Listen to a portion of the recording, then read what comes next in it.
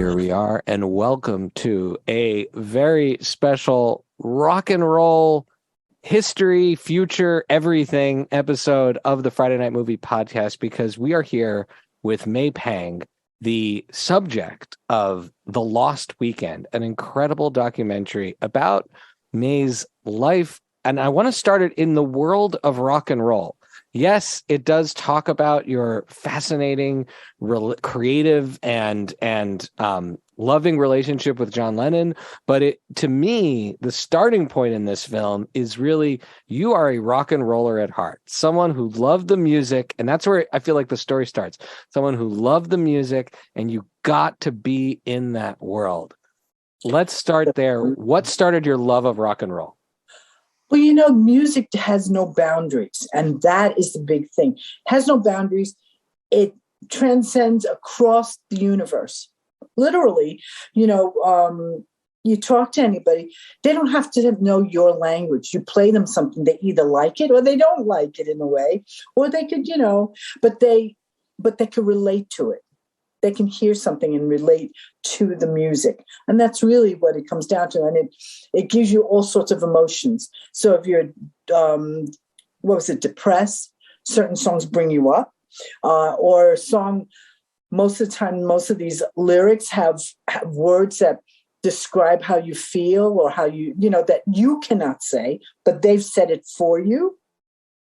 So it's all that. So that saved me from a lot of depression when I was a kid, because you sort of sit there and you're a kid that doesn't fit. I didn't fit in the world with everybody else in my area. I grew up in Spanish Harlem.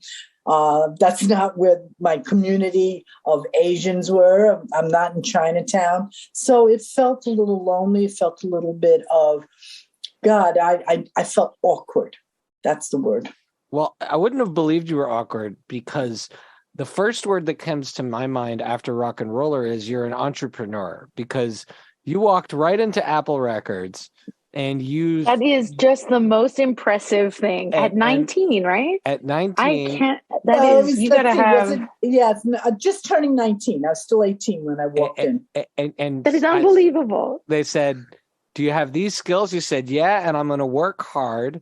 And you became, an integral part of a legendary record company, and then also as part of, sort of John and Yoko's business as well.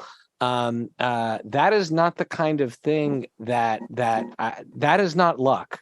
That is done by people that are hard work and they're creative. And I would love if you could expand on your entrepreneurial spirit. Well, you know what? My mother always taught me that you don't stop. The only way you get to any place you want to do anything is you got to take everything by the bull by the horn, as those sayings go. And I think my mother was right. And you can't get anywhere from being lazy. I mean, if you're lazy, you're not going to do anything. And where does that get you? I mean, I want to continue to work. And I kept saying to my mother would always say, listen, when I quit college, and I hated school, I hate to say that, but I didn't like school. And she said to me, all right, you did that, which was not the greatest thing in the world for her, but you understand English. We're living in America. Go for it. You do something. Just prove yourself. So obviously I wanted to make it better so that my mother had, so she would be proud of me. So I ran, and when I got that job at Apple, I mean, as I said to my girlfriend who said, you know what's in this building? Apple Records. And I kept looking at her saying, oh, you're talking about the Beatles, Apple Records? Oh God, really? So I go there and I'm looking at it, and she goes, what are you going to do? I said, I'm going to go upstairs and ask him for a job. And she said, are you nuts? I said, here we are. I'm at zero. What does that mean? So if they told me there wasn't a job, I'm still at zero. I didn't get lower. You can only go up. You can only go up. And when they asked me, can I do all this? I said, yes. Meanwhile, of course, I didn't know how to do any of that. I didn't know how to type. I didn't know how to do anything. But it was the sheer willingness and the will to get this job, to be in this business, to be in a company that you knew that was like the Beatles. How much better can it be? So I worked in the world of politics for a while and policy. And so I worked with, how would you say, complicated people. Yes. And one of the things I always tell young people when they're getting into the business is make sure you work for some very demanding, complicated people. Because if you can develop the skill set to get into the head, anticipate their needs, manage that circus, it's going to serve you a long time. I'm imagining you at 19. It was like, I mean, I don't think there could be jobs more demanding other than like the president of the United States than the people you were dealing with. How did you as a professional rise to the standard to perform and anticipate the needs of a John Lennon, of a Yoko Ono, of the road crew, of the musicians, of the producers, of all the people that were around you? I think you need the skill set in your mind. You already have to, it's maneuvering. You have to have some common sense, which a lot of people I know don't have. They don't have common sense. And I'm be looking at them.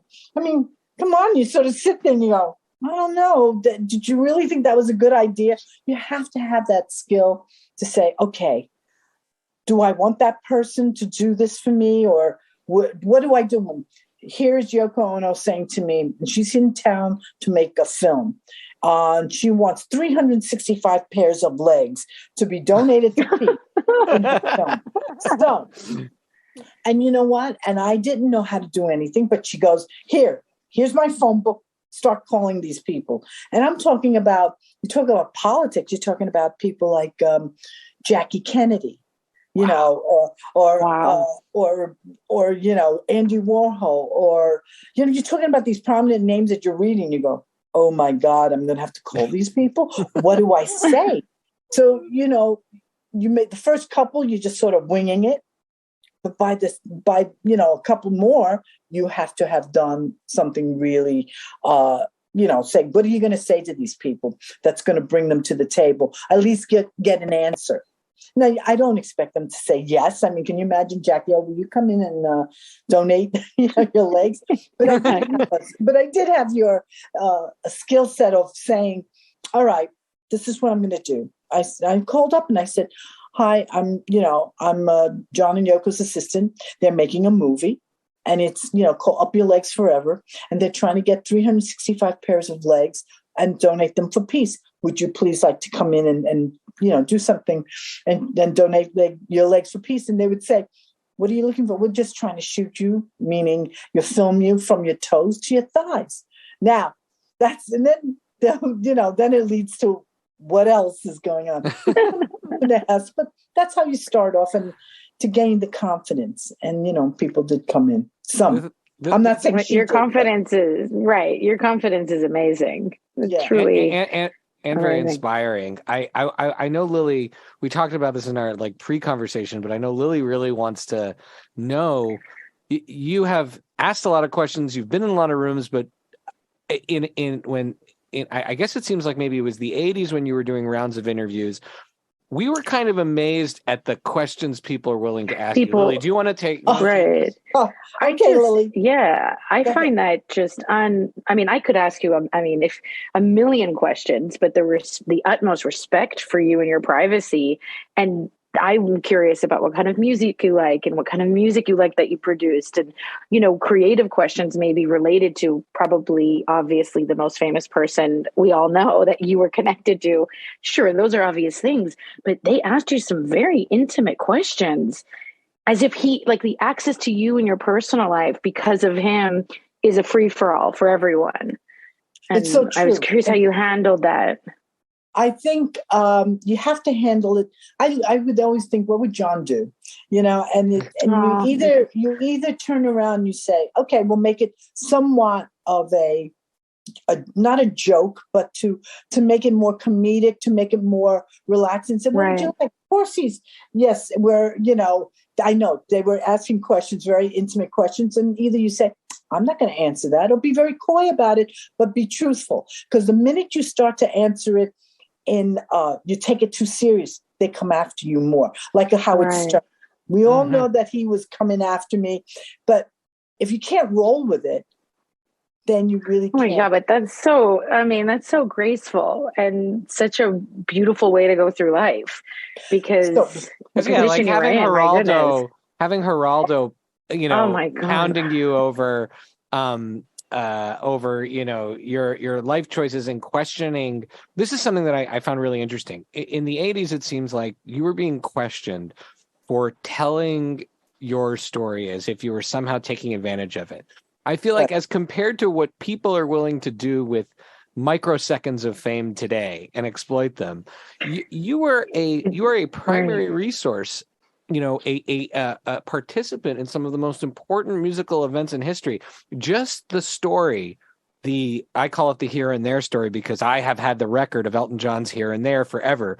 But to hear the story of you all backstage, John Lennon, Elton John, that concert, right? These are important historical moments. I think that there's something really great about you getting to tell the story today.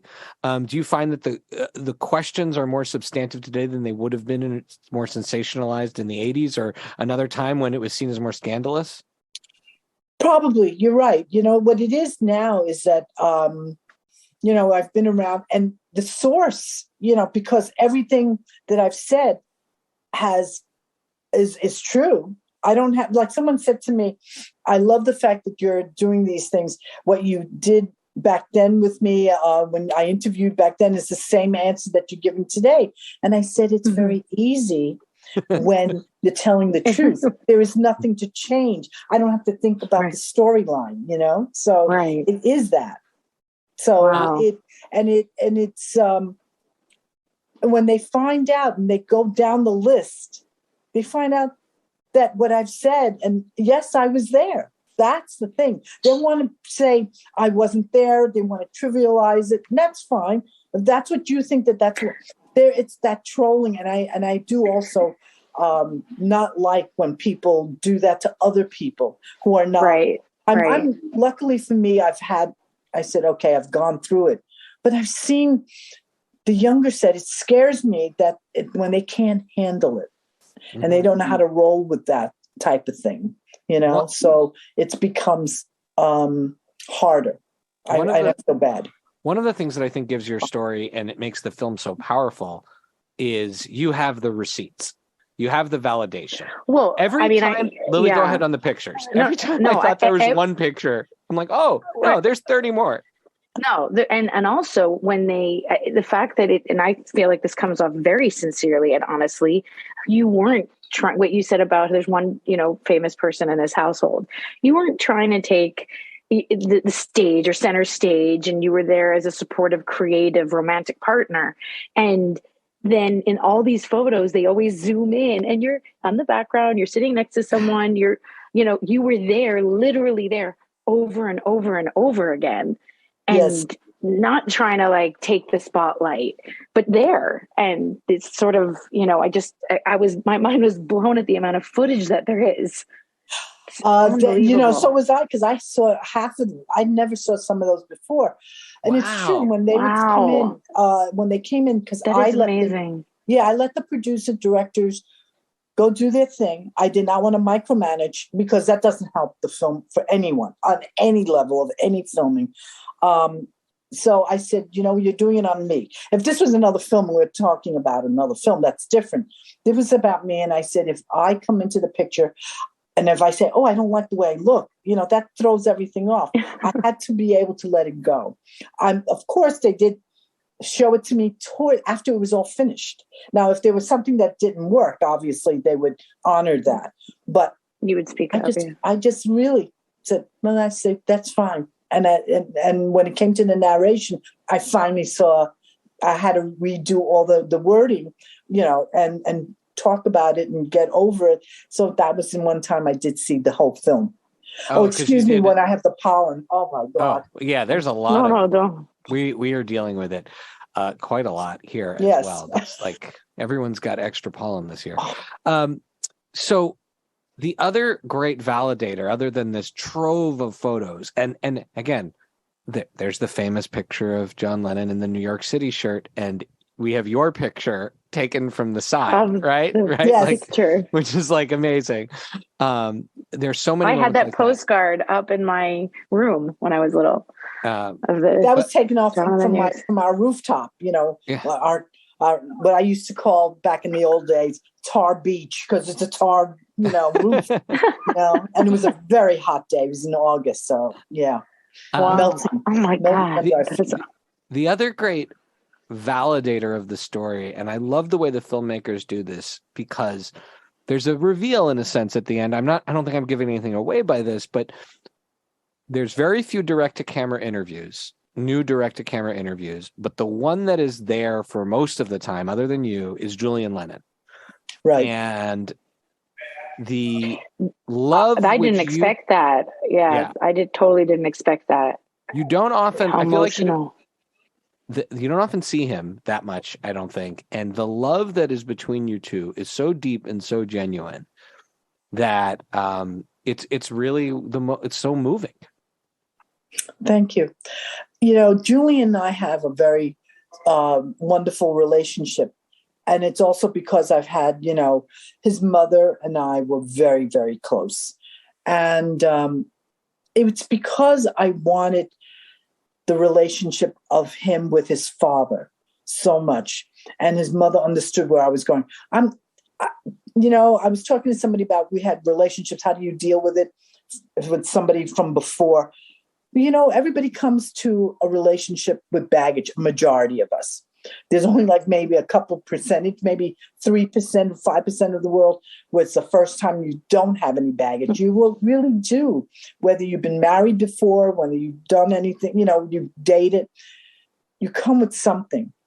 The something that John had was he had 2 wives, and I had to deal with them, and he had a son, and his son had not seen his father. I don't want that ever happening again, because to me, that's important. It's family. How do you can't let that one go.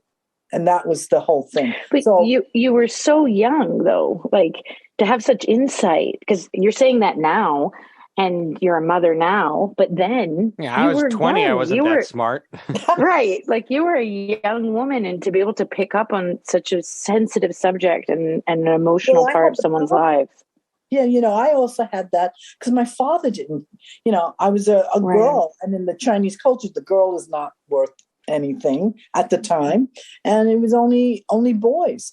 So I knew what it's like to not have been taken with both parents, and so I wanted Cynthia to have closure. She didn't even have closure with John at that time. So he had this angst that was always, I can't believe she's coming. I said, you know what? And I said this to him. I said, you cannot say anything. And he said, well, I wish she wasn't bringing Julian. I said, you haven't seen your son in 3 years. And I said to him, you haven't seen him. You need to know that this is the primary parent that was raising him. So she has all the right to bring him along. Wow. And she'd be the one taking care. Now, that being said, I said, I won't let you go into the abyss. I will be there and make sure things work out so that it's comfortable for everyone. So I became the tour guide, as it were, for everybody. Right. So that's how it worked. So while you were being the tour guide for everybody, how did you care for yourself? This is an extremely stressful situation with these very powerful people, both personality, but also in the world and culture. How do you look after yourself? That's a good question. I think I'm still, I still have friends saying, are you okay? Because I don't, I neglect myself. I do neglect myself. Mm-hmm. So that's the one part I don't think I've really gotten to yet. I'm still finding myself. Wow. Your selflessness and particularly the selflessness with respect to Julian shines through, and you can see it in the photos, the trips. I mean, this is why people have to see this film. Like every time you think, a story, this is something I love about rock. And rock, one of the things I can't stand in the rock documentary world is when you get a rock documentary and it just plays the hits, right? Yeah. Like No one needs to see another documentary about Bob Dylan going electric. It's done. Like, give me the Jesus period. I want that weird stuff. And right. I think this is eye-opening. Yeah. And it's told through an authentic first-person lens. And every time you think you've heard it all, there's one more piece that gets unfolded. One of the most telling things is, and I say this in the most respectful way, like, we're talking about an icon, a hero, but, John sounds like he was a complicated guy to be in a relationship with. Well, he was definitely not, think about it, from a very early age when the Beatles hit, even though we don't think about it, but it was very early on and they made it big, but they changed the world. It was not just a hit band. It was a band that really changed the generation, because all of a sudden we're wearing their clothes, whatever they changed their hair, whatever they were eating, whatever religion they were following. So it was the generation gap there that all of a sudden got filled in with whatever they were doing, or what are they eating today, or what are they listening to? So we all followed them. But the thing is, he wasn't. So when John and I were together, it was a little complicated. We felt like we're back in our 20s. I was in my 20s. I was in my early 20s. He was already in his 30s. But remember, he hadn't gone through any of that because it was all taken care of. So he really was back in his 20s or late teens in the feeling because of experiencing that. There's a great moment in the film where you're talking about that. Go ahead, Lo. Yeah. No, go ahead. I was gonna say when you're touring America with John Lennon, when he's not seeing America through hotel rooms, and he's going to, there's like a ranch or something, and there's Vegas, and there's all these places. So purely as a tourist, what was your favorite spot with him? Like, what was the best part of that run of that vacation? Wow. Let's see. We had a few vacations. I think when he loved the idea that to take car rides and things, So when we came back from Las Vegas to LA, he loved, that Calico ghost town, so that, we were with friends. Here we are. And you see him standing there next to someone's trike, the motorcycle. And he kept staring at it for the longest time. I finally said, just go there and stand next to it. I'm going to take one photo. And I only took a great photo. One photo. And I didn't even know if I got it, because remember, unlike today's age, it's film. It was not digital. It was film. I had to wait till it got processed. When we went out to the Hamptons, for instance, then we were visiting, what was it? Peter Boyle and his then girlfriend, who later became his wife, Lorraine. We stopped along the way to like these little general stores. He enjoyed going down the aisle. Those are little things that he could not do before that, and he had never done that. So now he was getting a chance to do that. Or we would go to IHOP, which we loved. We're a big IHOP family. IHOP. I love IHOP. Oh, listen, he loved blueberry pancakes. Personally, I love the waffles. I like waffles. Waffles are my big thing. I love the waffles. I feel like this is breaking news, Shai. I feel like this is the gotcha interview we wanted. Blueberry pancakes and waffles at the IHOP. That is my order at IHOP, blueberry pancakes. Yeah. And for our show, the iconography of our show, we have little caricatures of each of us, and I am drawn as a pancake, and my sister Lily is drawn as a waffle. So, great! There you go. You're in perfect company. Okay, we want to be respectful of your time. One thing. Okay, so big news that happened this week is it seems that Taylor Swift and her boyfriend have broken up. Right? That's all over the place. You were able to, I think. You had your relationship in a different time, in a different era. But what advice do you have for the young celebrities of today that are under this microscope that are trying to do their jobs, right? They have jobs to do. These are professionals, yeah. Yeah. And they also have relationships and they get pulled into this maelstrom. And then what advice do you have to the lesser, the sort of less famous partners that, also have jobs to do and have lives to live and get pulled into this? Because you've done it with such grace and such confidence. Well, you know what? It is hard because even I, with the relationship, even though it's the partner that has to deal with it. And I hope, and I really wish, and John even said this to me, whoever it is that comes into your life, I hope that they don't measure themselves, and it's very hard. I hope they don't measure themselves with me. And that has always been I hate to say it, that has been a problem in a few cases. And sure, you know what? And it's tough. And I wish that the partners of anybody who's famous just take the person that you fell in love with or who you were with. Just take them for who they are. They are not the product of the famous side of everything. That's their job. You just got to look at the person you're with as a person. You got to take them for who they are. They didn't, you fell in love with that person, not the job that's around them. That's great advice for anyone. Yeah. For anyone. I think that beautiful advice. That's probably that to me sounds part of the secret recipe of how you've prevailed so beautifully in all of this. Well, May Pang, thank you so much for your time. The subject of The Lost Weekend, this incredible documentary that is making news all over. Every day I'm seeing another article come out. Yes, on April 13th, that's the big event day for most places to see, unless you're in New York and some of the other places where it's more than that.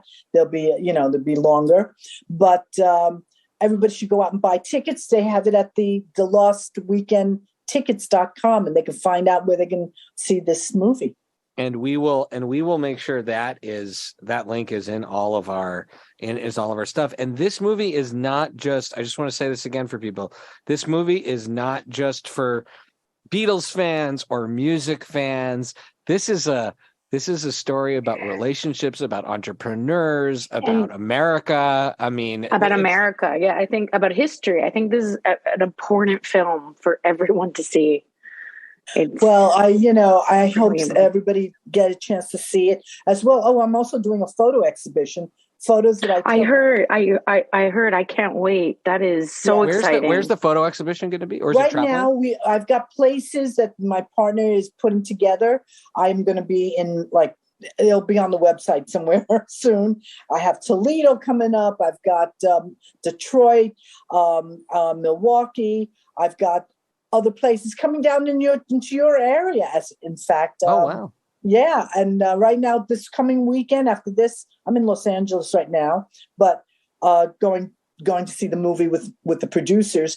But I'm normally on the East Coast, and I will be going to Philly this weekend after this to show it at the City Winery.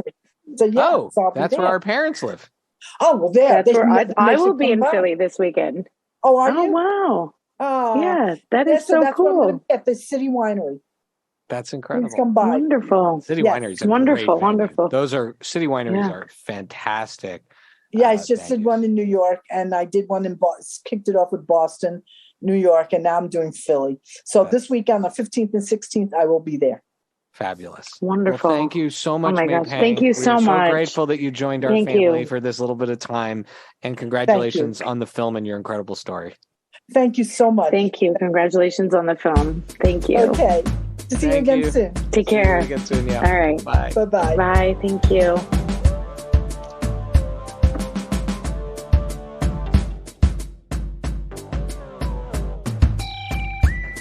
Thank you for listening to Friday Night Movie, the sibling rivalry and pop culture podcast. Join the Friday Night Movie family by following @FryNightMovie on all of the socials and visiting our website, FryNightMovie.com.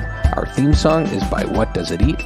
And make sure to leave us a review on Apple Podcasts or wherever you get your podcasts. Thanks for listening.